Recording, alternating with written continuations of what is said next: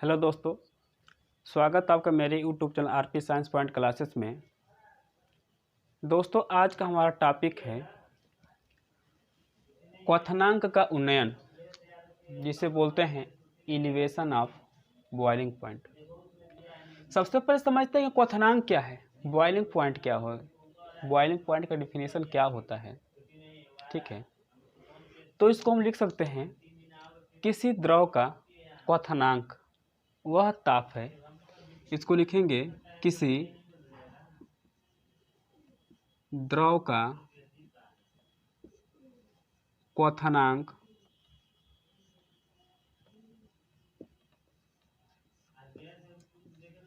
वह ताप है जिस पर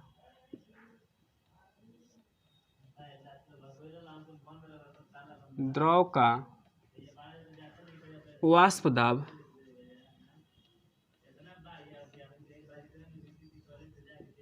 वायुमंडलीय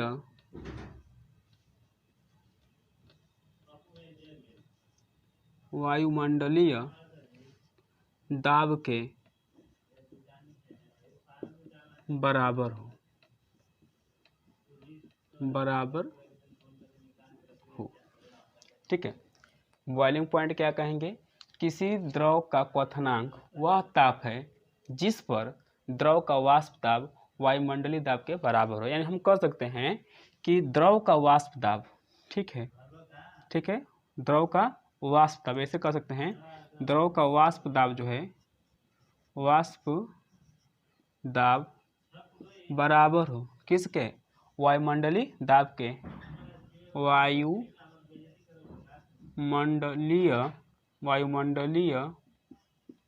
वायुमंडलीय दाब के।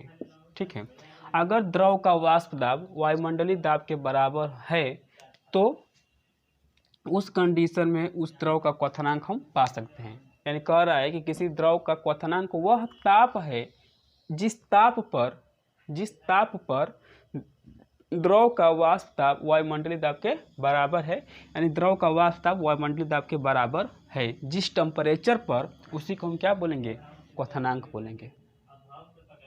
ठीक है, अब इसके बाद हम सीखेंगे कि क्वथनांक का उन्नयन क्या होता है। ठीक है, इसके बाद हम सीखेंगे क्वथनांक का उन्नयन क्या होता है। तो देखो, जो क्वथनांक का उन्नयन होता है इसको हम दिखाते हैं डेल्टा टी से। क्वथनांक का उन्नयन होता है, इसको हम दिखाते हैं डेल्टा टीवी से,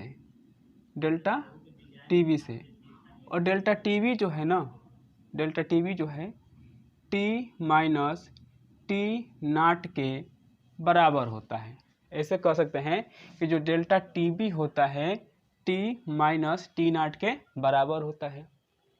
अब टी माइनस टी नाट क्या है, तो देखो, जो टी होता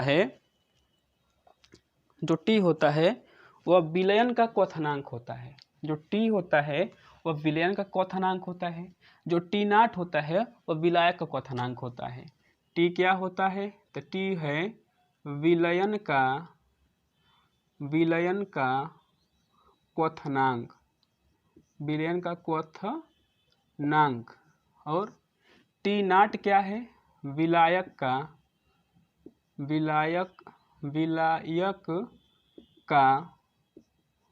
क्वथनांक। ठीक है, अगर हम विलयन के क्वथनांक से विलायक का क्वथनांक घटा देते हैं, इसको हम बोलते हैं क्वथनांक का उन्नयन कहते हैं। उन्नयन मतलब क्या होता है, नीचे से ऊपर, अवनमन को तो क्या होता है, ऊपर से नीचे। ठीक है, तो डेल्टा टीवी जो है टी माइनस टी नाट के बराबर होता है। यानी विलयन का क्वथनांक माइनस विलायक का क्वथनांक घटा देंगे तो हमको मिलता है डेल्टा टीवी। डेल्टा टीवी किसके बराबर होता है, टी माइनस टी नाट के बराबर होता है। ठीक, इसके बाद से हम एक चीज़ और देखते हैं कि जो डेल्टा टीवी होता है या डायरेक्टली प्रोपोर्शनल होता है। डेल्टा टीवी जो है डायरेक्टली प्रोपोर्शनल है किसके, पी नाट माइनस पी एस के। डेल्टा टीवी पी नाट माइनस पी एस के डायरेक्टली प्रोपोर्शनल होता है। अब पी नाट माइनस पी एस क्या होता है, तो P not minus P S वाष्प दाब का अवनमन होता है। P not minus P S, P not minus P S जो है वाष्प दाब का अवनमन होता है। P not minus P S वाष्प दाब का अवनमन होता है, तो जो डेल्टा टी बी होता है डायरेक्टली प्रोपोर्शनल होता है P not minus P S के। ठीक, एक चीज़ और हम देखते हैं, अगर हम राउल्ट्स का नियम लगाते हैं, ठीक है, अगर राउल्ट्स का नियम लगाते हैं हमको यह पता चलता है, राउल्ट का नियम कहता है,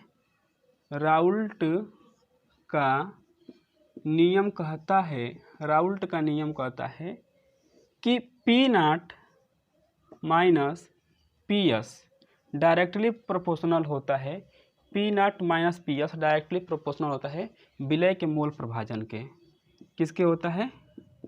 विलय के मोल प्रभाजन के, विलय के मोल प्रभाजन के। ठीक है, राउल्ट का नियम कहता है कि P not minus P S is directly proportional mole fraction of solute, यानी P not minus P S जो है विलय के मोल प्रभाजन के बराबर डायरेक्टली प्रोपोर्शनल होता है, यानी अनुक्रमानुपाती होता है। ठीक है, तो यहाँ से हम कह सकते हैं कि जो विलय का मोल प्रभाजन होता है वह क्या होता है? वह होता है N upon n plus capital N होता है। तो यहाँ से हम कह सकते हैं कि delta T B is directly proportional किसके है? तो P not minus P S directly proportional किसके? विलय के मोल प्रभाजन के, यानी n upon n plus capital N. ठीक है, तो इसको करते हैं हम डब्बा में बंद। इसको क्या करते हैं? इसको करते हैं डब्बा में बंद, और जो डब्बा में बंद है दिमाग में बंद होना चाहिए। ठीक है, एक बार और समझ लेते हैं कि डेल्टा टी बी जो है बराबर होता है टी माइनस टी नॉट के। टी क्या होता है? विलयन का क्वथनांक होता है। डेल्टा टी नॉट क्या होता है?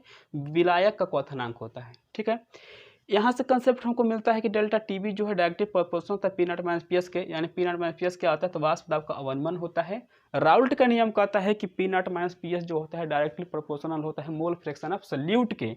ठीक है, मोल फ्रैक्शन ऑफ सल्यूट के डायरेक्टली प्रोपोर्शनल होता है। तो अब हम क्या करते हैं, जब यह चीज़ इसका डायरेक्टली प्रोपोर्शनल है और यह चीज़ किसके डायरेक्टली प्रोपोर्शनल है? डेल्टा टी बी के, तो हम कह सकते हैं कि delta T B directly proportional P not minus P S directly proportional n upon n plus capital N.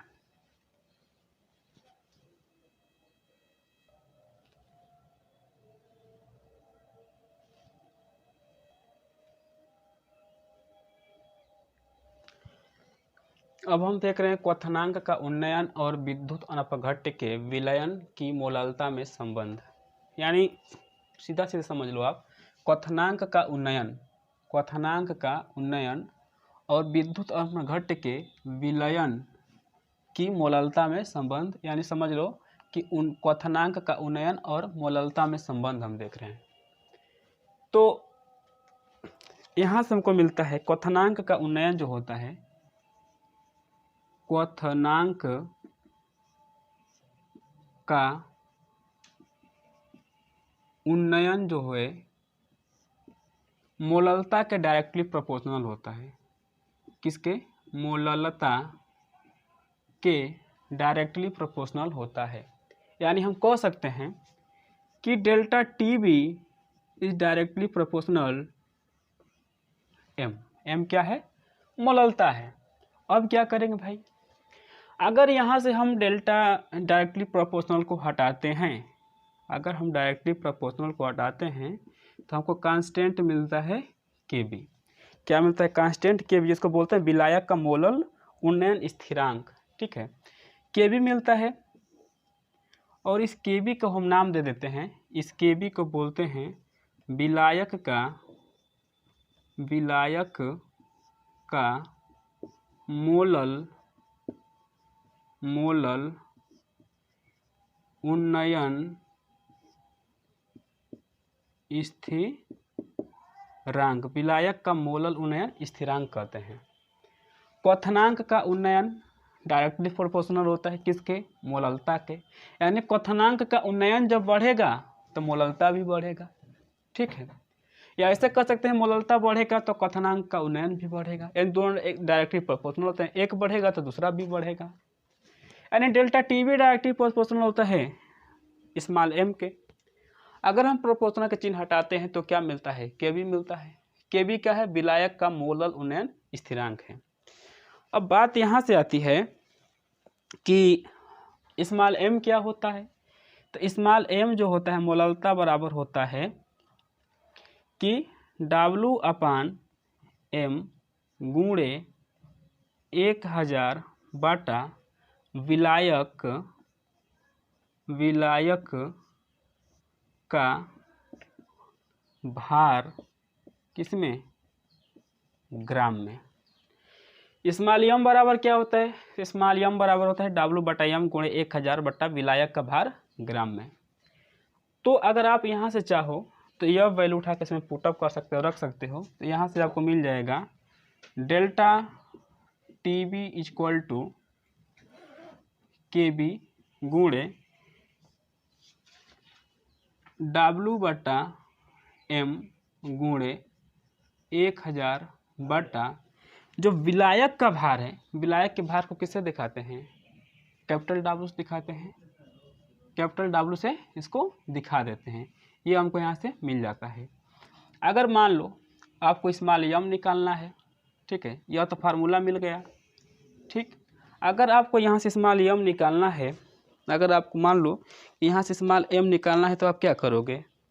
अगर आपको यहाँ से स्मॉल एम निकालना है तो करोगे यह कि डेल्टा टी बी इक्वल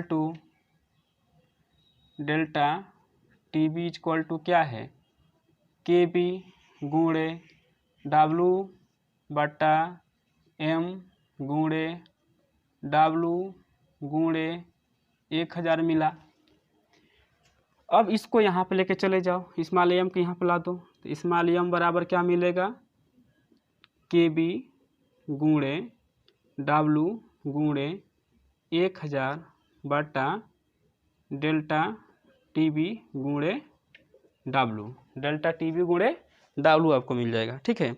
आप यहाँ से लिख सकते हो, इसको ऐसे लिख सकते हो कि पहले अंक लिख दो। पहले आप अंक लिख दोगे तो लिखोगे small M equal to 1000 K B small W बटा delta T B capital W। आप यहाँ से स्मॉल एम का वैल्यू निकाल सकते हो। अब स्मॉल एम क्या है? तो स्मॉल एम हो जाएगा पदार्थ का अणु भार। स्मॉल एम क्या हो जाएगा? पदार्थ का अणु भार हो जाएगा। स्मॉल एम क्या है भैया? तो देखो यहाँ का जो एम है ना, जो यहाँ का एम है ये मोललता वाला है, और यहाँ का जो एम हम निकाले हैं या W बटा एम क्या होता है? मोलों की संख्या होता है। W बाई एम मोलों की संख्या लिखते हैं। तो यह स्मॉल एम जो मिला आपको, यह है पदार्थ का अणु भार। यानी कैसे कर सकते हैं? Gram molecular weight of substance. जो पदार्थ का अणु भार होता है उसको हम एम से दिखाते हैं। तो लिख देंगे यहाँ पर स्मॉल एम क्या है? तो पदार्थ का अणु भार, पदार्थ का अणु भार है।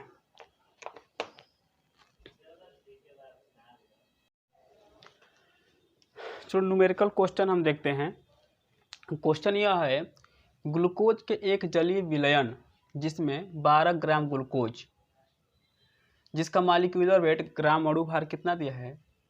180, 100 ग्राम जल में घुला है, क्वथनांक 100.34 डिग्री सेल्सियस है और शुद्ध जल का क्वथनांक 100 डिग्री सेल्सियस है। जल के मोलल उन्नयन स्थिरांक की गणना कीजिए।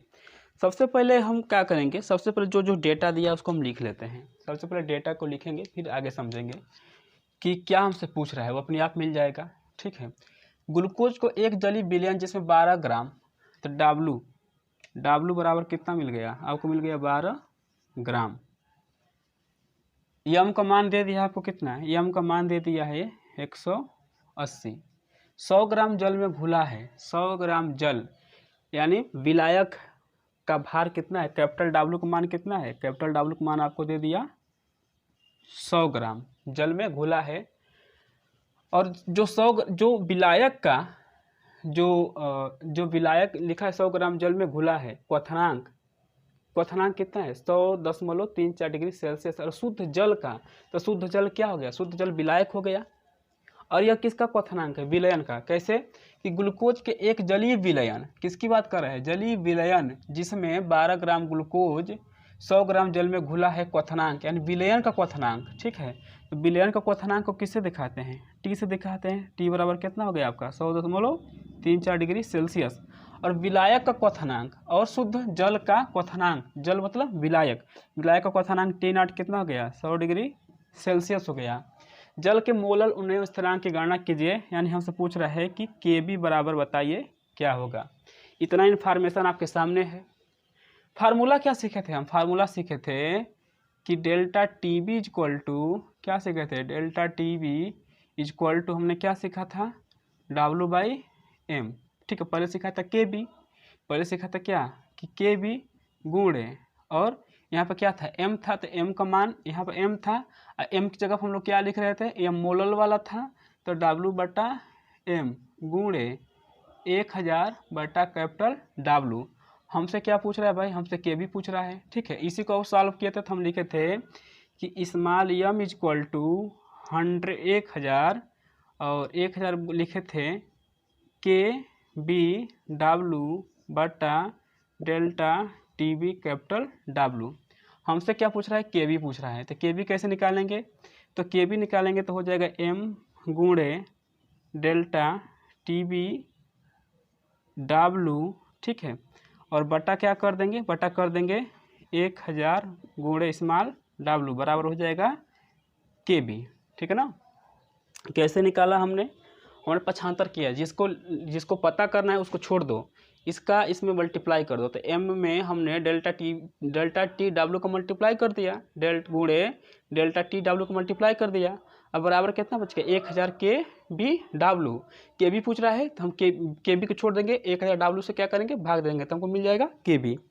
अब क्या करेंगे, फार्मूला तो हमने निकाल लिया, के बी हमको पता करना था, तो K B equal to M, molecular weight कितना है 180 है, 180 लिख दो। अब क्या करोगे भाई, डेल्टा टी बी, अब डेल्टा टी बी कहाँ से निकाले, तो डेल्टा टी बी निकालने के लिए हम क्या करेंगे, इसको मिटा देते हैं, इसका ऊपर कोई काम नहीं है।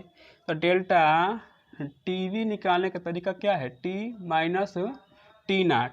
तो टी कितना है 100.34 और टी नाट कितना है 100, तो घटाएंगे तो कितना मिलेगा 0.34। ठीक है, तो डेल्टा टी बी का मान कितना मिल गया, डेल्टा टी बी का मान मिल गया 0.34, यहाँ हो गया 0, यहाँ पर लिख देंगे 0.34 गुणे स्मॉल डब्लू का मान कितना है 12 है, यहाँ 12 लिख दो आप। ठीक है, आप क्या करोगे 1000 है, यहाँ 1000 लिख दो, यहाँ पर सॉरी गलती लिख देना, हमको इस पर रखना चाहिए ना, यहाँ पर कैपिटल डब्ल्यू का मान रखना है ना, यहाँ पर कैपिटल डब्ल्यू है, तो कैपिटल डब्ल्यू का मान यहाँ पर रख देंगे 100। अब क्या करेंगे, इस फार्मूले से हम यूज कर रहे हैं ये वाला फार्मूला, तो एम का मान 180, टी बी का मान 0.34 गुणे इस कैपिटल डब्ल्यू का मान कितना है 100 है, 100 लिख दिया, 1000 है नीचे 1000 लिख दिया, गुणे स्मॉल डब्ल्यू का मान कितना है 12।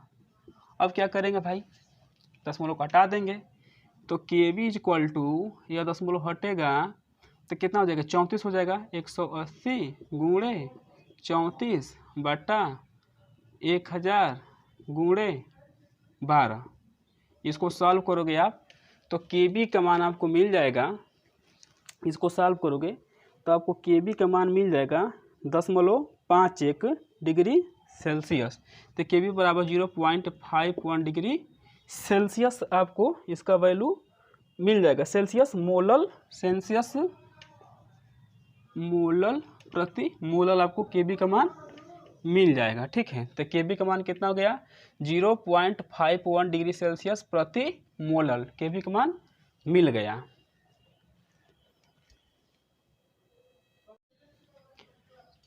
नेक्स्ट क्वेश्चन देखते हैं कि एक कार्बनिक पदार्थ के जलीय विलयन जिसमें 6 ग्राम पदार्थ की बात कर रहा है, यानी स्मॉल W बराबर कितना 6 ग्राम पदार्थ 100 ग्राम जल में घुला है, यानी कैपिटल W का मान कितना हो जाएगा, कैपिटल W का मान हो जाएगा 100 ग्राम जल में घुला है का क्वथनांक, यानी विलयन का क्वथनांक कर रहा है। तो T = 100.51 डिग्री सेल्सियस। पदार्थ के अणु भार की गणना कीजिए, यानी स्मॉल m का मान हमसे पूछ रहा है कि पदार्थ के अणु भार की गणना कीजिए, और जल का दे रहा हमसे कि जल का kb दे रहा है। यहाँ से kb बराबर हमसे बता रहा है कितना होगा 0.51 डिग्री सेल्सियस प्रति मोलल दे रहा है। ठीक है। अच्छा, हमसे क्या पूछ रहा है, m पूछ रहा है। m बराबर क्या होता है, हम जानते हैं कि स्मॉल m बराबर होता है 1000 kBW बटा delta TB capital W। Formula हम जानते हैं। ठीक है। m क्या है भाई, पदार्थ का अणु भार है। 1000 क्या है, हम जानते हैं जो विलायक ग्राम में दिया होता है तो 1000 में W से भाग दे देते हैं, तो विलायक किस में है, ग्राम में, तो इसलिए 1000 है। kb क्या है, जल का मोलल उन्नयन स्थिरांक है। W क्या है, पदार्थ की मात्रा है। यह बड़का वाला W क्या है, कैपिटल W क्या है, विलायक का भार है। डेल्टा TB क्या है, तो डेल्टा TB जो है हमारा यानी क्वथनांक का उन्नयन है। तो अब यहाँ से क्या करेंगे, अब इसको लगाने के लिए थोड़ा सा टेक्निकली हमको दिमाग लगाना पड़ेगा कि सवाल को पर और पढ़ लेते हैं कि एक कार्बनिक पदार्थ के जलीय विलयन जिसमें 6 ग्राम पदार्थ 100 ग्राम जल में घुला है। अब 100 ग्राम जल में घुला है, 100 ग्राम जल का जो अगर हम क्वथनांक देखें तो 100 ग्राम जल का शुद्ध जल का क्वथनांक कितना होता है, 100 डिग्री सेल्सियस लेते हैं। तो इस कंडीशन में हम कह सकते हैं कि डेल्टा TB = ठीक है T -T0। ठीक है। अब TB निकालना है तो T का मान कितना है 100.51 है। इसका मान ले लेंगे तो T0 का मान 100 ले लेंगे तो 0.51 डेल्टा TB का मान यहाँ से हमको मिल जाएगा। ठीक है। ये अपने मन से एज्यूम कर लिया, मान लिया कि इसमें कहीं लिखा नहीं है, लेकिन हम मान लेते हैं कि जो शुद्ध जल है, ठीक है, जो शुद्ध जल का क्वथनांक है वह कितना है 100 डिग्री सेल्सियस है। अब इसका वैल्यू यहाँ पर उठा कर रख देंगे। m बराबर क्या है, यहाँ पर लिख देते हैं 1000 गुणे kb का मान कितना है 0.51 है, स्मॉल W का मान कितना है 6 है, TB का मान कितना है भाई तो 0.51 है, गुणे कैपिटल W का मान कितना है 100 है। भैया इसको उड़ा दो, उड़ा दिया, 2 0 से 2 0 उड़ा दो, उड़ा दिया। स्मॉल m बराबर ऊपर क्या बचा, ऊपर बचा 6 और नीचे बचा कितना, ऊपर बचा 10 गुणे 6, नीचे क्या बचा 1, यानी स्मॉल m का मान कितना हो जाएगा 60। ठीक है, स्मॉल m का मान हो जाएगा 60, यानी उसका मॉलिक्यूलर वेट कितना हो जाएगा, ग्राम मॉलिक्यूलर वेट हो जाएगा। स्मॉल m क्या है, स्मॉल m है ग्राम मॉलिक्यूलर वेट है, ग्राम मॉलिक्यूलर वेट है, वो कितना हो जाएगा 60 हो जाएगा। ठीक है, तो उसका ग्राम अणु भार हम कितना निकाल लेंगे, ये स्मॉल क्या है ग्राम मॉलिक्यूलर वेट, हिंदी बोलते हैं ग्राम अणु भार, ग्राम अणु भार कितना हो जाएगा 60 हो जाएगा। तो उम्मीद करते हैं कि आपको यह टॉपिक समझ में आया होगा और इससे रिलेटेड जो क्वेश्चन है आप उसको सॉल्व भी कर सकते हो। तब तक एंजॉय करते रहिए, बाय बाय।